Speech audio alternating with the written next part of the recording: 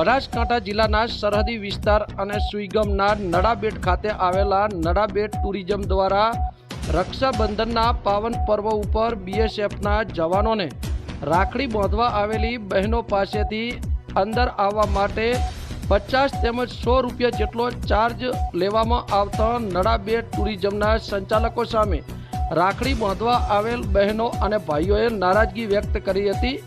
જેમાં દર વર્ષે 15મી ઓગસ્ટ ઉપર નડાબેટ ટુરિઝમ ખાતે બીએસએફના જાબાઝ જવાનોની પરેડ તેમજ ધ્વજવંદન કાર્યક્રમ કરવામાં આવે છે, જેને નિહાળવા લોકો દૂર દૂરથી આવતા હોય છે। ત્યારે 15મી ઓગસ્ટને ગણતરીના દિવસો બાકી છે, તો નડાબેટ ટુરિઝમ ખાતે આવતા લોકો પાસેથી એક દિવસ પૂરતો ચાર્જ લેવામાં ના આવે તેવી લોકમાંગ ઉઠવા પામી છે। પરંતુ અફસોસની વાત એ છે કે નડાબેટ ટુરિઝમના સંચાલકોએ રક્ષાબંધનના પાવન પર્વના દિવસે જે 50 અને 100 રૂપિયા જેટલો ચાર્જ વસૂલ કર્યો, ત્યારે હવે જોવાનું એ રહ્યું કે નડાબેટ ટુરિઝમના સંચાલકો શું 15મી ઓગસ્ટના દિવસે પણ ચાર્જ વસૂલ કરશે તેવા લોકોમાં અનેક સવાલો ઊભા થયા જોવા મળ્યા હતા।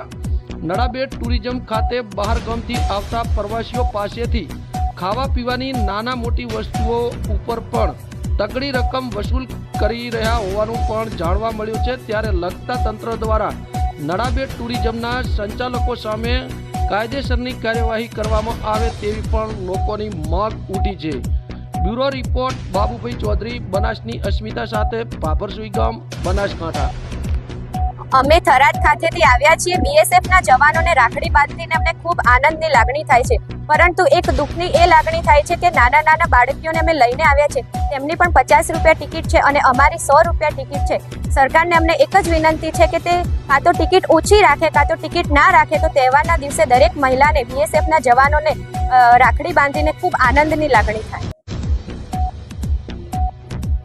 નો પવિત્ર તહેવાર અને એમાં આપણી ઇન્ટરનેશનલ બોર્ડર છે આર્યા ભારત પાકિસ્તાનની। અહીંયા આપણા આર્મીના જવાનો એમના પરિવારથી વતનથી દૂર અહીંયા એમની ફરજ નિભાવે છે અને એના માટે અત્યારે કેટલી હજારોની સંખ્યામાં બહેનો એ આર્મીના જવાન જે આપણા ભાઈઓ છે એમને રાખડી બાંધવા માટે આવેલી છે। પણ ટુરિઝમ વિભાગ દ્વારા જે અત્યારે જોયું કે આ તહેવારના દિવસે પણ ટુરિઝમ વિભાગ દ્વારા ગુજરાત સરકારનું જે વિભાગ ચાલે છે એના દ્વારા 100 રૂપિયા મહિલાઓ જોડે ટિકિટ લેવામાં આવે છે। પછી જે સ્ટુડન્ટો આવ્યા છે એમના જોડે પણ 50 રૂપિયા ટિકિટ છે। તો મારું માનવું એવું છે કે આ વખતે સરકારના ટુરિઝમ વિભાગ કે જે પ્રશાસન હોય એમણે આવા તહેવારના દિવસે કેટલી બહેનો દૂરથી આ ભાઈઓને રક્ષાબંધનના તહેવાર માટે આવતી હોય તો આ જરા એમને એ દિવસે આ જે ટિકિટ છે એમાં માફી આપવી જોઈએ।